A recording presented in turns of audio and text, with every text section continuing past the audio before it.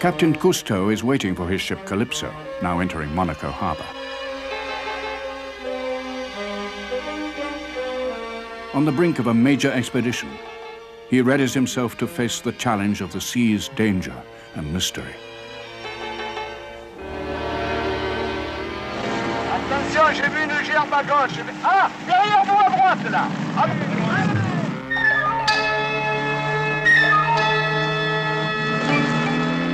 The Calypso crew and I will be undertaking a series of voyages of exploration and discovery in all the seas of the world.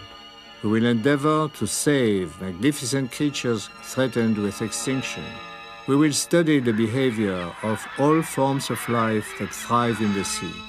We will try to trace the history of the oceans in fossil rocks dating back millions of years.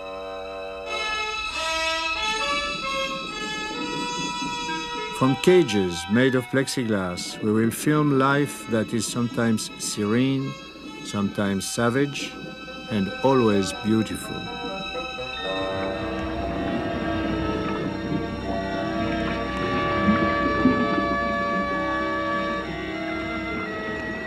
We will explore the graveyards of the sea where sunken ships slumber in search of scientific riches more precious than shipwrecks' gold.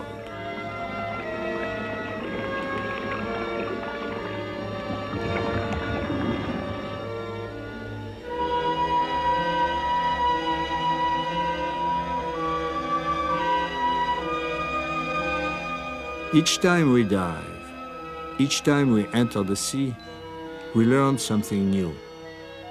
We have never been better equipped to observe, to learn, and to put our findings to scientific use. Over the years, our quests will lead us to confront the dangers and reveal the splendors of the sea.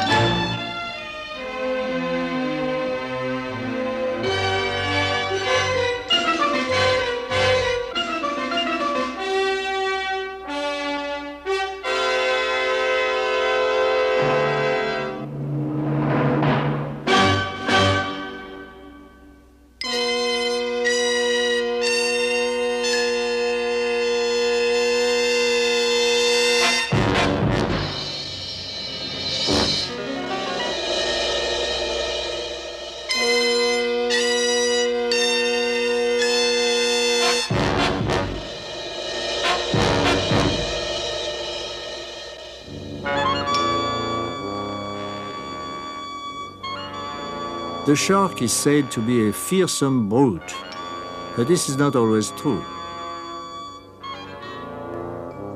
Many harmless species exist: sand sharks, spotted dogfish, nurse and leopard sharks. But for a diver, a shark bite, whether accidental or deliberate, is always serious and sometimes fatal. Sharks have changed little in over 180 million years of evolution, and their oldest ancestors go back about 450 million years. But the great age of the life form does not mean that these superb creatures are primitive. Certain viviparous species even invented the placenta long before the appearance of mammals.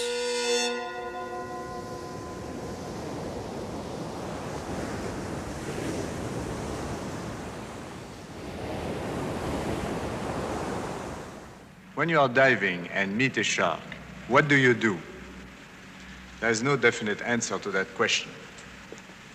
There are many kinds of sharks, and each kind behaves very differently according to influences we know little about. Several rows of razor-sharp teeth provide them with a deadly weapon. This tooth, for example, belonged to a very large, dangerous shark of a species still living today. But much larger similar teeth are to be found in sedimentary layers. They are fossil teeth from huge sharks extinct since many million years ago. Divers in their nightmares may dream about such monsters looking probably like this model.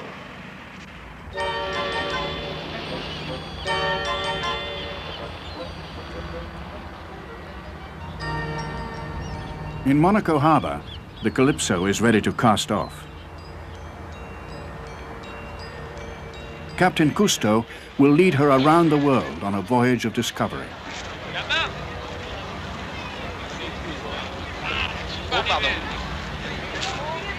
The men and gear are on board.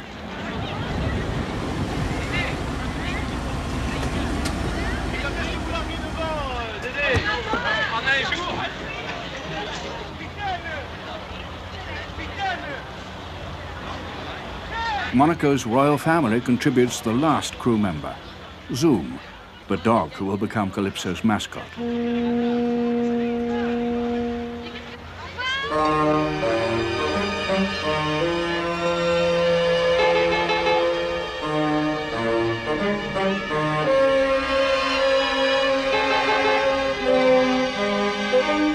The Odyssey begins as sea voyages have always begun, with a contagious sense of excitement and fanfare.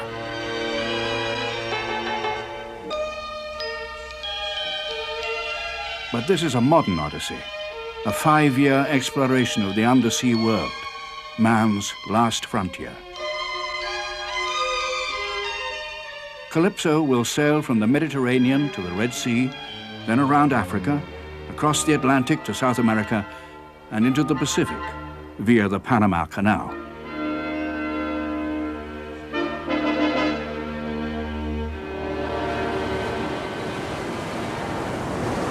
March 10th. Calypso is heading for a small island in the Red Sea where we hope to find sharks. Okay.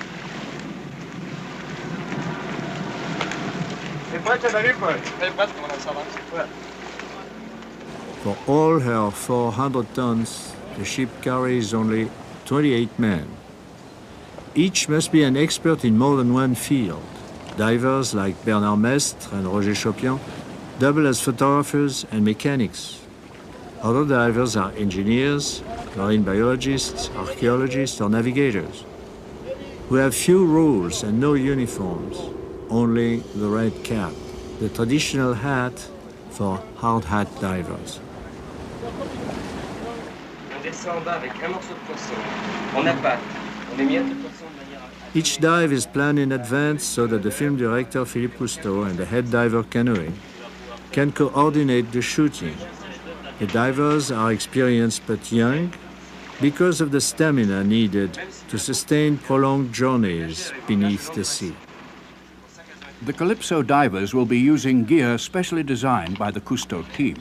It features a streamlined casing, headlamps for night diving, chest-mounted pressure regulator to facilitate breathing during underwater work, and radio sonar telephone systems enabling communication between divers and with the Calypso. Serge Foulon is wearing the 85-pound aqualung invented by Cousteau, which really opened the world of the deep to humanity.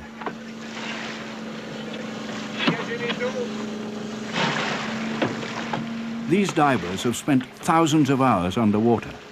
Nevertheless, in shark country, they all feel a twinge of apprehension.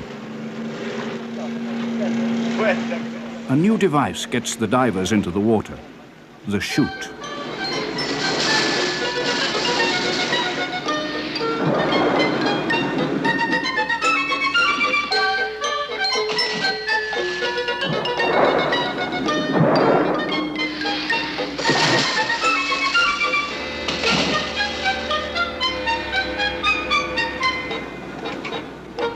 Last down the chute is cameraman Philippe Cousteau.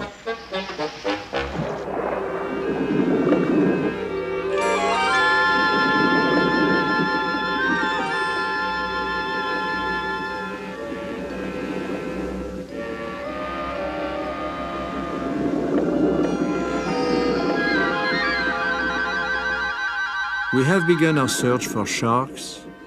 We do not know yet where they will come from or what attracts them most.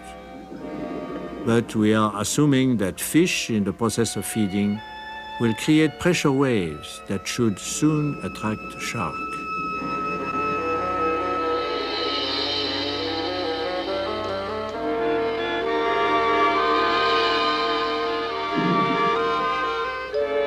The divers have come as friends with food.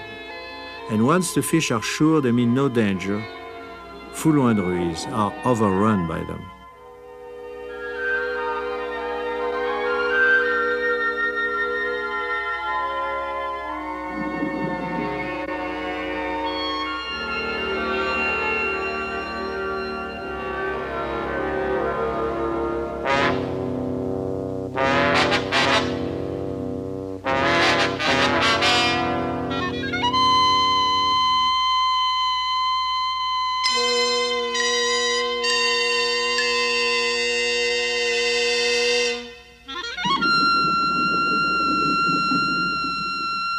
The white-tip shark swimming here does not have a very good reputation.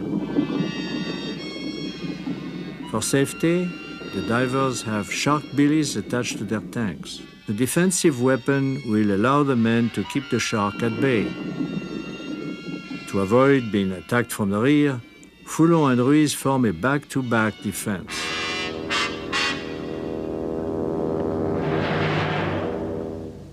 With as few movements as possible to avoid arousing the shark's interest, they begin their climb back to the surface.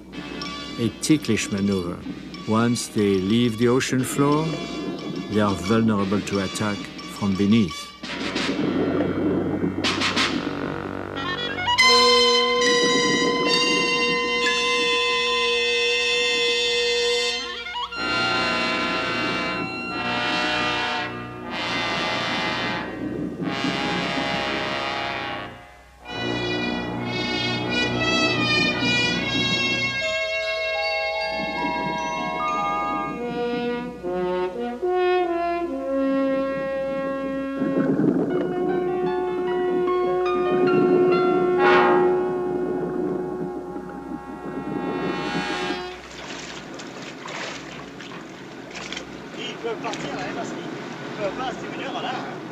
With the shark, nothing is predictable. It is a relief to see Foulon, Ruiz, and Philippe back on deck. We now know that this is the right place to mount our most crucial shark experiments.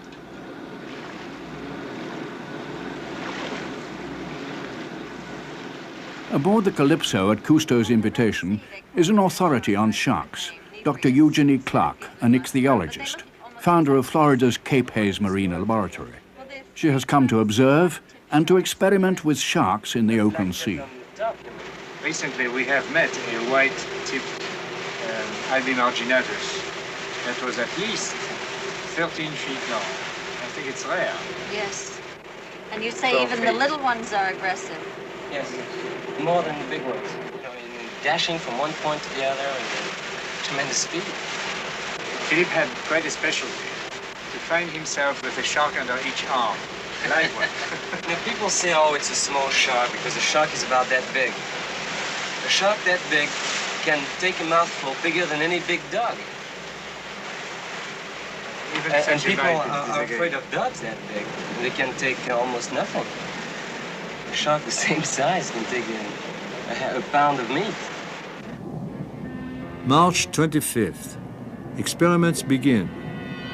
Most specialists agree that sharks are attracted by blood. But if there is no blood, what signals an alien presence to them? Sight, sound, or smell?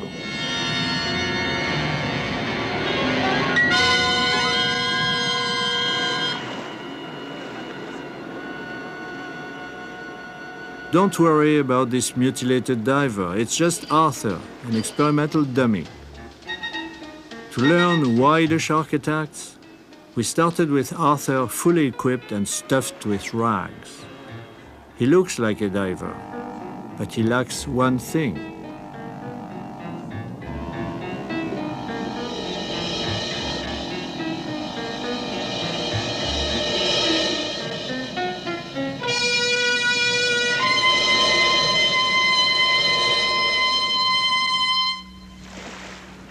As sight has not motivated an attack, we will test scent.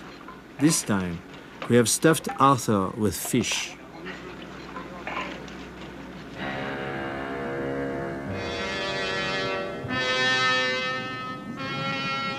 But the animal is always cautious.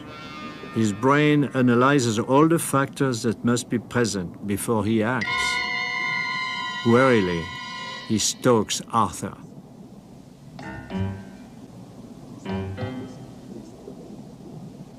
Once he is sure that his victim cannot escape, he makes up his mind. Quick as lightning, he tears off a leg. It's time to bring Arthur back to the surface. In a second, there will be nothing left. This instinctive caution combined with deadly efficiency have maintained the survival of the species for many million years.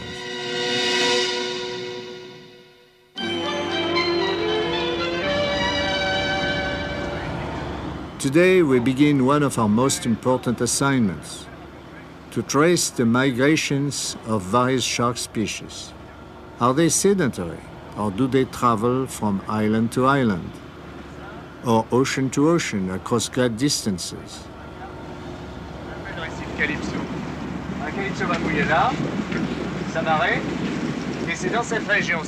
In location over a reef, the divers will attempt to mark a wide variety of shark for later identification and migration observation. Head diver Canoe makes the tag team assignments. Ruiz will do the tagging, guarded by Foulon, while Philippe will film.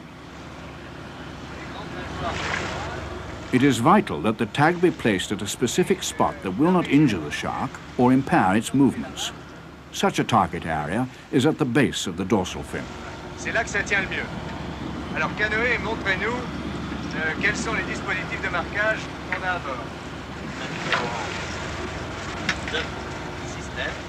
Depending on the circumstances, the divers will use a long spear or a short dagger to mark the shark. Barbed hooks with a red plastic tag attached will be placed in the hollow end of the spear. The detachable point must penetrate the shark's tough skin, reinforced by a multitude of tiny teeth. The red tags give date and location and bear requests that when found, they be returned to Cousteau's headquarters in Monaco. Pour le marquer d'un coup sec dans cette région-là. Ça a cassé, mais ça y est. Oui. Alors, avec l'autre, c'est la même chose. Très important. Allez. Au boulot.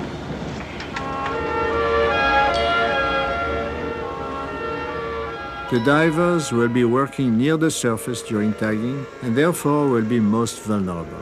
They have been provided with special anti-shark cages to which they can retreat in case of danger.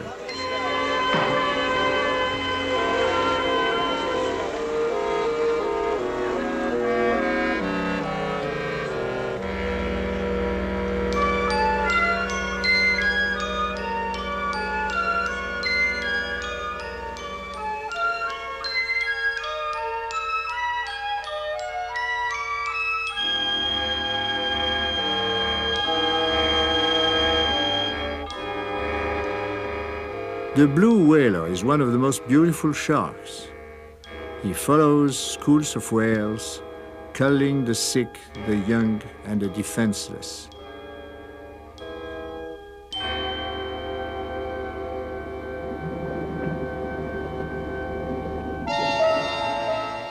In the sea-diffused afternoon sunlight, a bullfight-like ritual has begun. One after another, sharks of different species pass back and forth while a man searches for the right moment to place his banderillo. It is a corrida without cape or kill, but the diver toreador needs the same mastery over himself and his fear.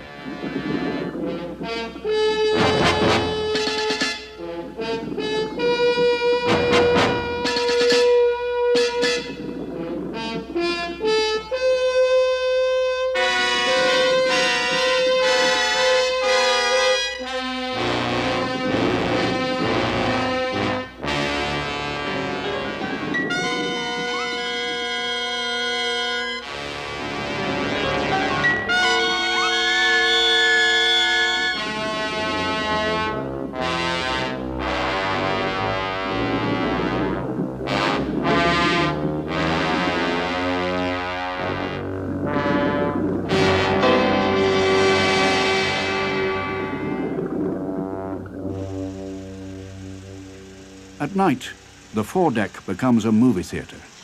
It shows films taken by the Calypso, rushed for processing, and then picked up at a prearranged port. A giant grouper, weighing perhaps 250 pounds, was photographed by Calypso divers exploring a shipwreck. The grouper was surrounded by hundreds of tiny pilotfish, a startling sight, for it had long been thought that pilotfish swim only with sharks. The Calypso team proved that they also follow divers. Pilotfish were even found swimming for days in front of the Calypso. The myth of the pilotfish originated in antiquity. It was believed that they led the sharks to their prey and in return were protected by their powerful master. A good story, but not true. The pilotfish actually feed on the scraps of the shark's meal. They survive in his presence because they are too agile for him to catch, or perhaps too insignificant for him to bother.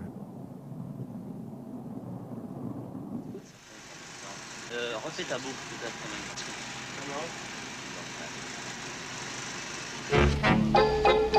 July the 10th, the heat in the Red Sea has been reaching 105 degrees during the day, but water conditions remain excellent for filming. Today, we will fish for sharks to check the effectiveness of our tagging operation.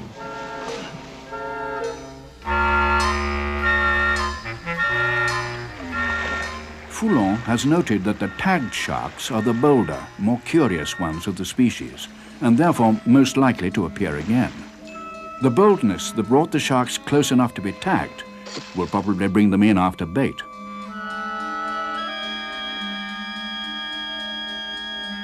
Splash and scent alert the creature. Ironically, this formidable eater does not need much food. He can live more than a month without eating. Without food, he will stop growing, but he will survive.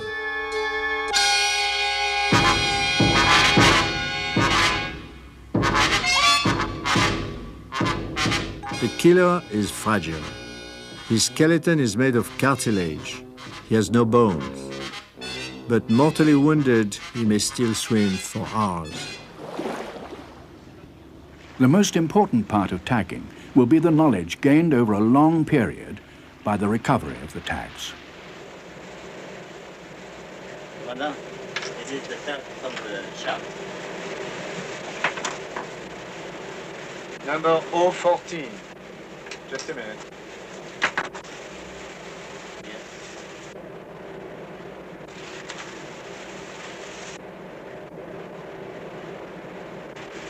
3 weeks ago. This was tagged 3 weeks ago. So that this shark is not swimming in the open ocean. He's living there around the reef. It's a sedentary shark. I think it's very important to have proven it. It will take a great many tag recoveries to begin to understand the migrating patterns of sharks.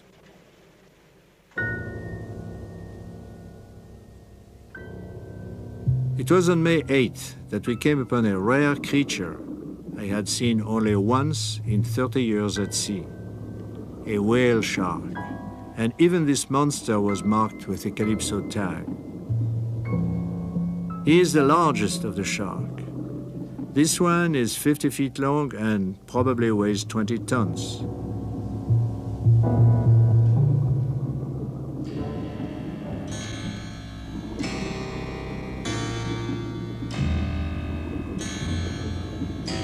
Despite his size, the whale shark is the gentlest of all sharks. The only food he will eat is plankton and small fish.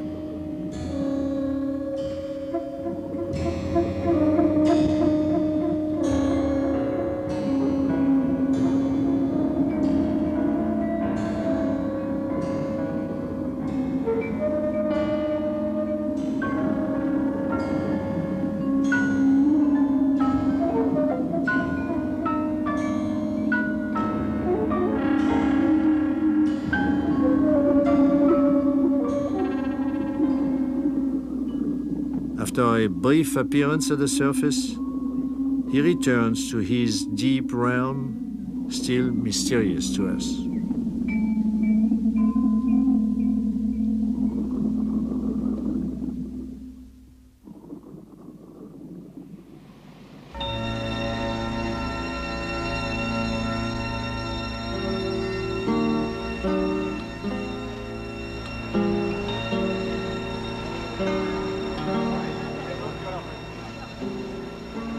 August 20th. A month of sandstorms has clouded the water and made filming difficult.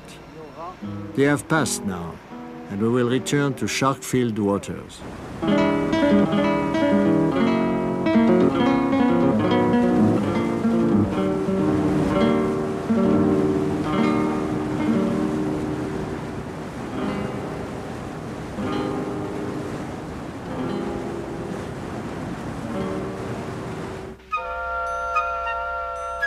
Dr. Eugenie Clark is continuing her studies of shark sensory perception. For aquarium work, she has perfected an ingenious method that she is about to try in the open sea, assisted by the Calypso divers. The method combines panels bearing striped targets, bait, and an auditory signal, and is designed to evaluate the relative importance of the shark's senses of sight, smell, and sound.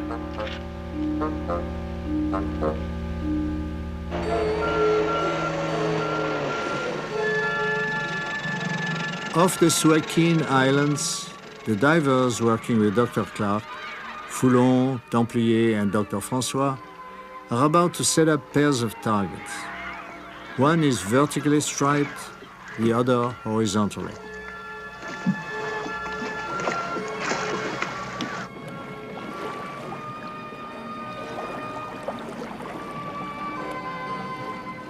In some cases, the learning ability of sharks is believed to be comparable to that of a pet rat. If this is so, it should be possible to train them to come for food in response to visual clues. A fish is attached to the horizontally striped target. When the shark takes the bait, a diver triggers an auditory signal to show the shark that he chose the correct panel. The shark tends towards the vertically striped target, either for reasons of eye structure or because many fish display vertical stripes. After cautiously circling the vertically striped target, the shark finally takes his food from the target with horizontal stripes.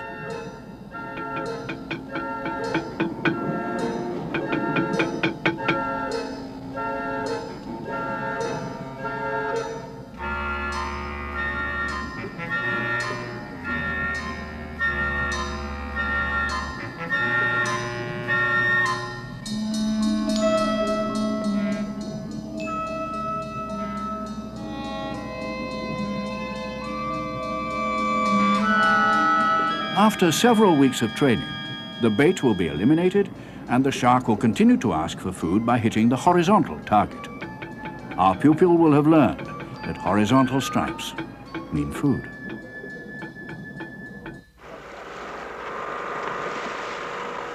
September the 12th.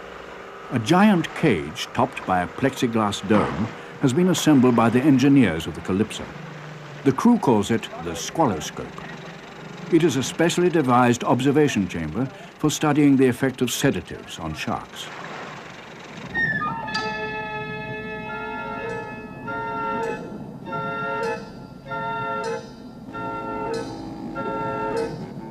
An alien apparition, the squaloscope descends into a peaceful sea. Life will flow around it, through it. Only the shark will be detained inside.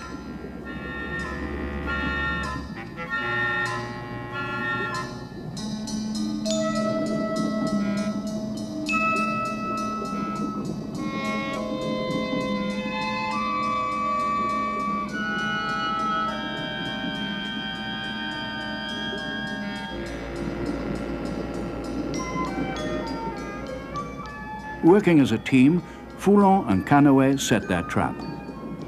A piece of fish on a long line is placed in front of the cage. Once the shark has grasped the bait, he is pulled into the cage. As soon as he is inside, Foulon will close a plexiglass door, locking the shark in the squaloscope.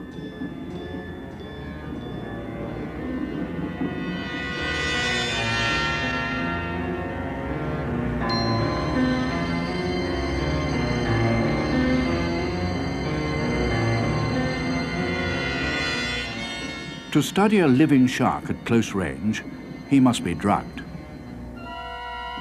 The divers are going to perform the first underwater tests on a new tranquilizer that researchers use when marking bears and other large animals.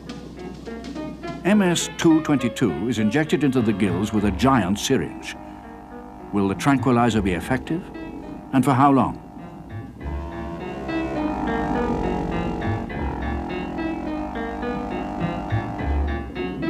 It takes less than 30 seconds for the drug to act.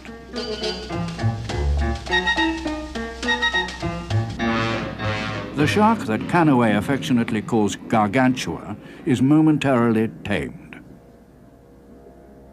The divers expected that baiting the cage again would attract other sharks and bring them into the trap with Gargantua.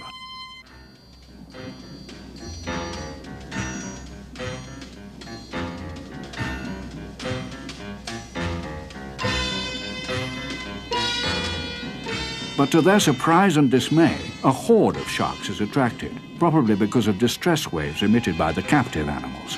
For safety, the divers cling close to the squaloscope as the fury of the baited sharks increases. As for Gargantua, he returns to apparently normal behavior after 10 minutes. The new tranquilizer is effective and harmless. What really attracted the other shark? Pressure waves emitted by frantic sharks caught on hook? An aluminum launch equipped with television cameras is lowered to provide minute-by-minute observation. The TV camera is linked to a motion picture camera, so that those manning the launch can observe as well as film the events. What will happen when a live fish bites the baited hook? Are the distress waves of a fish in danger enough to trigger a predator's attack?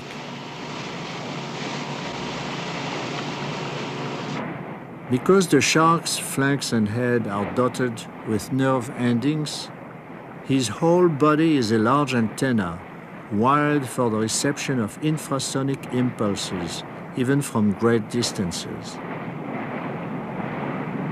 Our scientific trolling does not go on for long.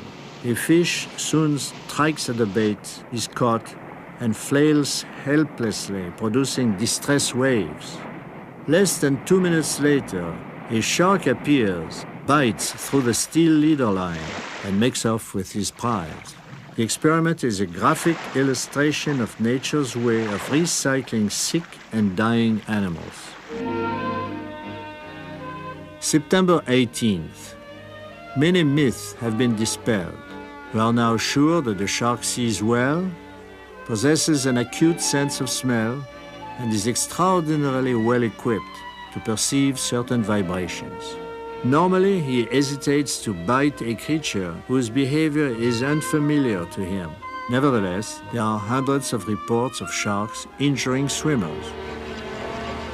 Now we will concentrate on the problem of protection from sharks. With a bait fish, Canoë makes a shark repellent sandwich.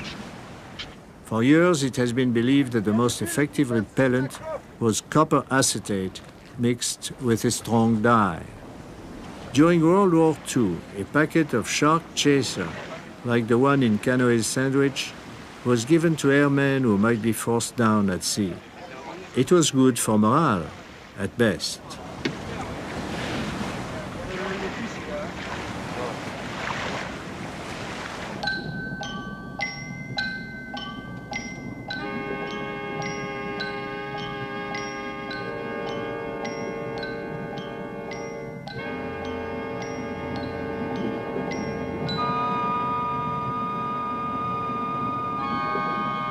But we must bow to facts. The shark gobbles down heartily the copper acetate sandwich supposed to keep him away. We will now test a protection device based on another idea, isolating the shipwreck victim from the marine environment. With Canoë armed with a rifle and keeping guard from a rubber dinghy, Philippe Cousteau tests the latest US Navy gadget, the inflatable plastic Johnson shark screen. It consists of a life ring attached to a large plastic bag that masks a man's scent and camouflages his body. Cousteau directs the operation as his son, holding onto a safety line, splashes the water to attract the shark. He knows the reputation of the device, but also knows that should the shark attack, plastic is no protection against his powerful thrust and tearing teeth. Cousteau orders Philippe taken aboard. The shark has come too close.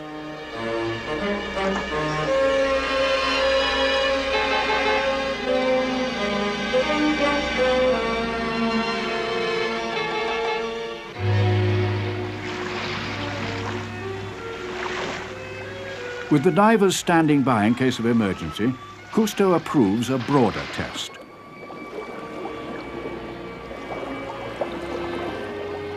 Three men floating amidst sharks. Apparently, all the animal sees are dark, blurry objects with no limbs or feet to bite at, no familiar shapes, no human aroma. The Johnson screen thus seems to be the only acceptable shark protection system now available.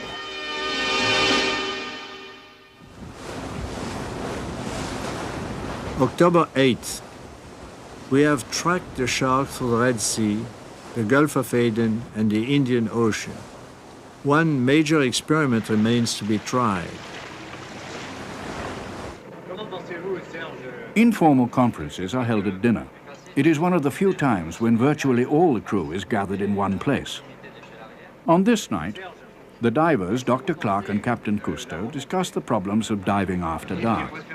The sharks must be observed during the night in order to complete the study of their behavior.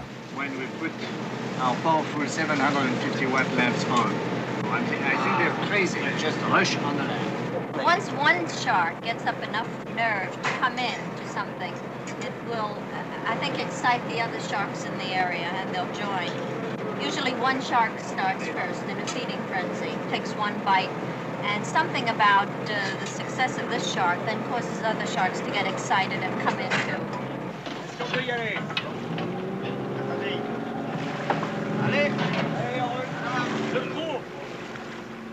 The divers will descend in the wee hours, using strongly reinforced cages. Powerful lights mounted on them make night filming possible.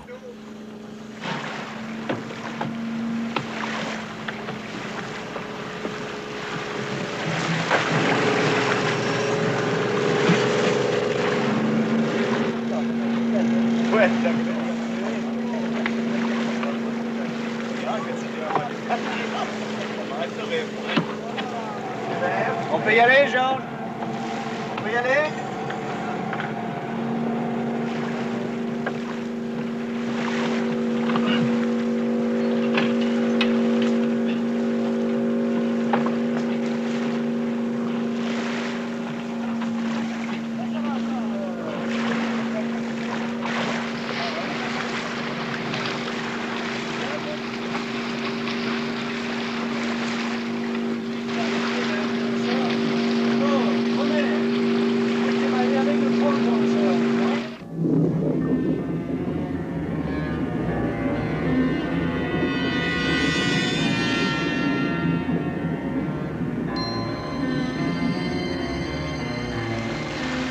At dawn, the harrowing experiment is still going on, drawing more and more sharks to the vicinity of the Calypso.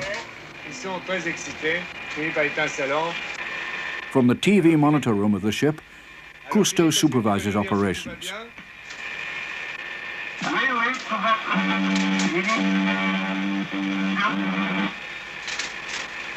Hola.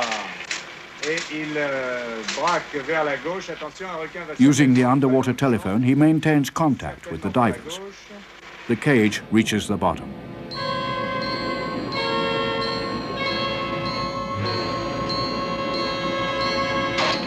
The spearing of a fish increases the agitation of all the creatures and lures an unexpected guest, a 200-pound grouper.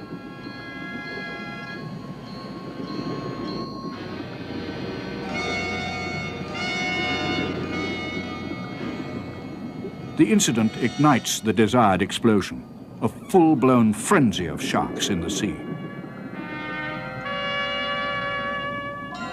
The divers keep the sharks swarming near the cage with handheld bait and continue marking them.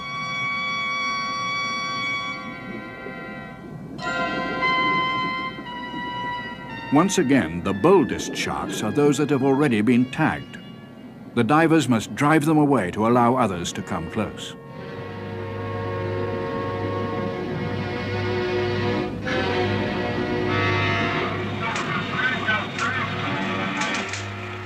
Répète, Philippe, répète. Bien reçu, bien reçu.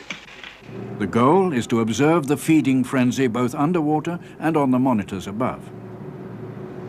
Is that one of the tag sharks now? This one, yes, sure. You see the label below the dorsal fin. It's not unusual. We have tagged almost 120 sharks since February. And I think that in this area about 1 out of 3 is already wearing a label on its Oh, back. there's another one. Yeah.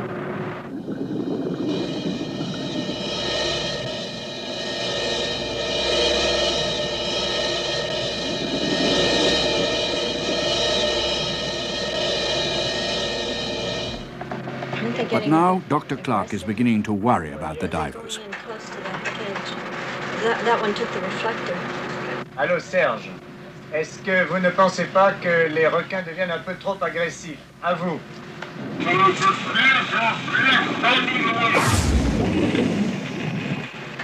Bon, compris. Compris.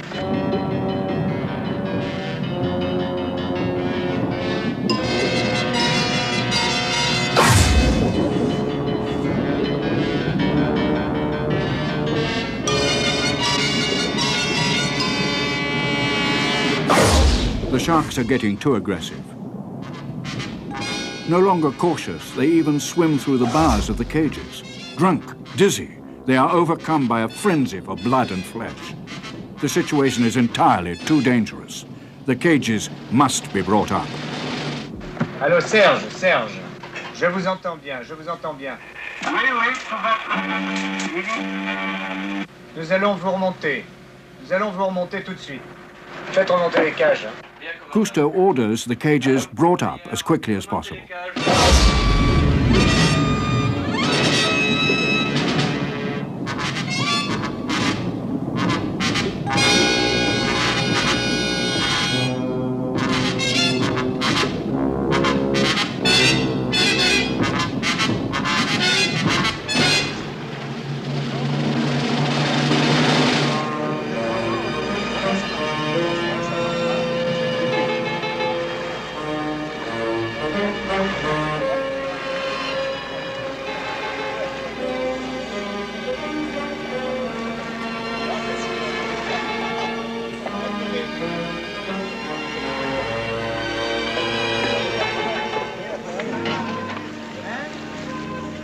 So ends our investigation of the shark.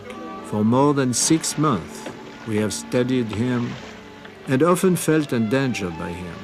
Occasionally, he will haunt our dreams, but most of us have come to admire his power and grace. The shark is a splendid beast, one of the sea's most magnificent creatures. For the Calypso crew, the adventure has just begun. The sea holds much more than just cruel and gory scenes. There is incomparable beauty as well.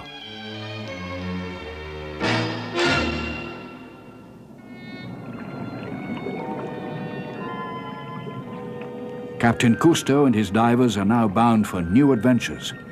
The next chapter in the Calypso log will be the coral jungle.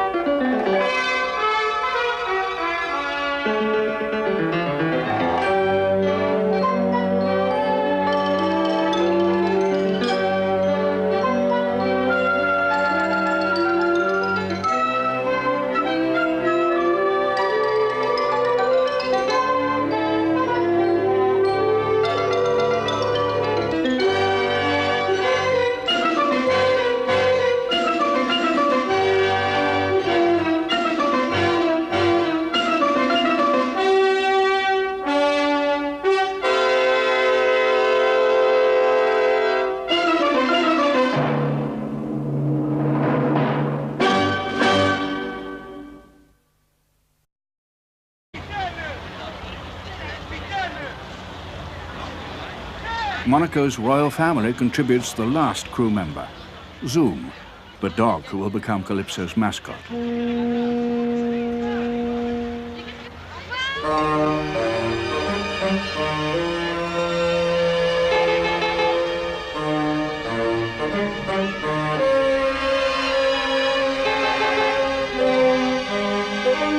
The Odyssey begins as sea voyages have always begun, with a contagious sense of excitement and fanfare.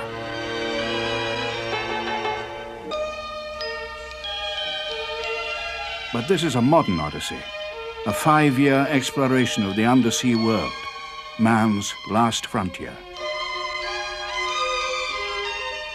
Calypso will sail from the Mediterranean to the Red Sea, then around Africa, across the Atlantic to South America, and into the Pacific via the Panama Canal.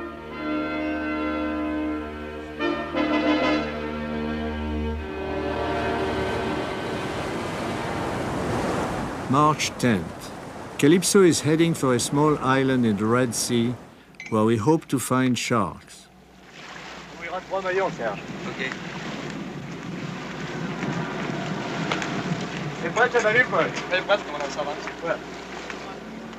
For all her 400 tons, the ship carries only 28 men.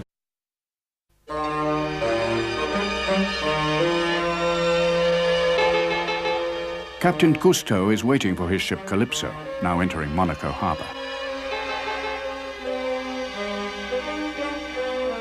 On the brink of a major expedition, he readies himself to face the challenge of the sea's danger and mystery.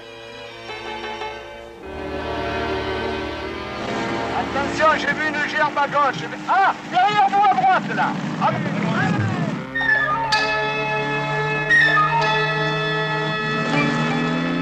The Calypso crew and I will be undertaking a series of voyages of exploration and discovery in all the seas of the world. We will endeavor to save magnificent creatures threatened with extinction.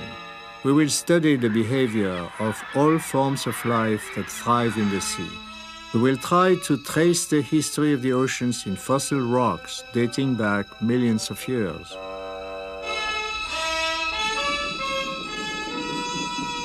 From cages made of plexiglass, we will film life that is sometimes serene, sometimes savage, and always beautiful.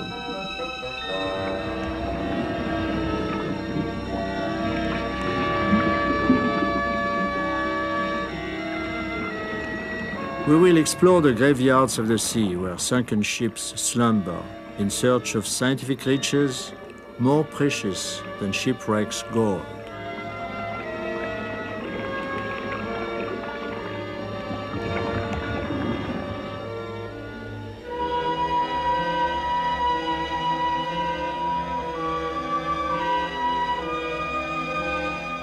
Each time we dive, each time we enter the sea, we learn something new. We have never been better equipped to observe, to learn, and to put our findings to scientific use. Over the years, our quests will lead us to confront the dangers and reveal the splendors of the sea.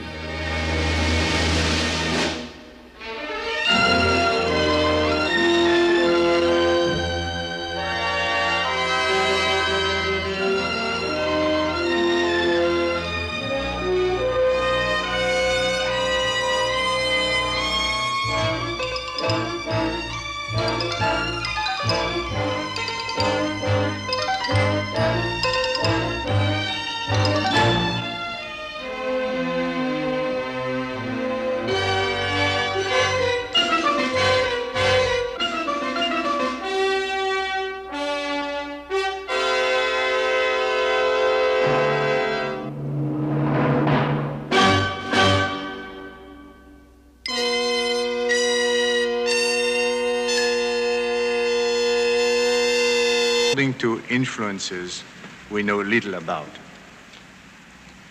Several rows of razor-sharp teeth provide them with a deadly weapon.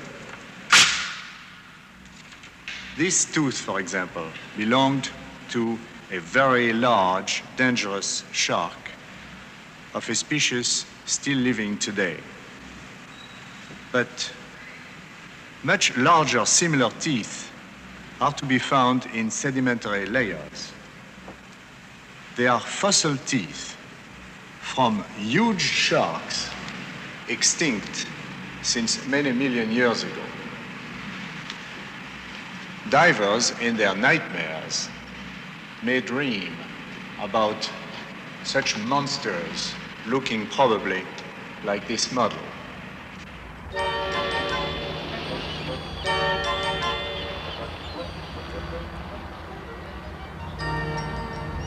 In Monaco Harbour, the Calypso is ready to cast off. Captain Cousteau will lead her around the world on a voyage of discovery.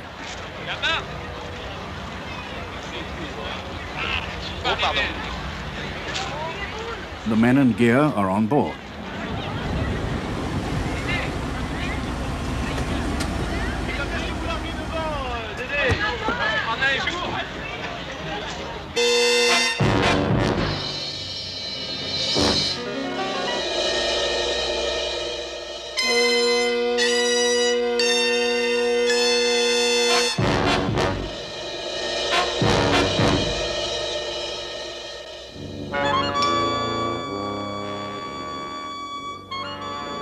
The shark is said to be a fearsome brute, but this is not always true. Many harmless species exist: sand sharks, spotted dogfish, nurse and leopard sharks. But for a diver, a shark bite, whether accidental or deliberate, is always serious and sometimes fatal.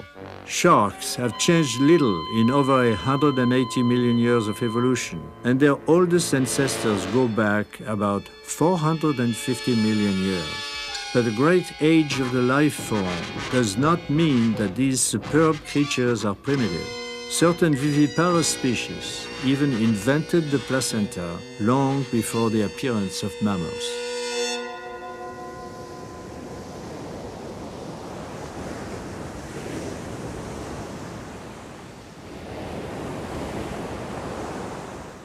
When you are diving and meet a shark, what do you do? There is no definite answer to that question.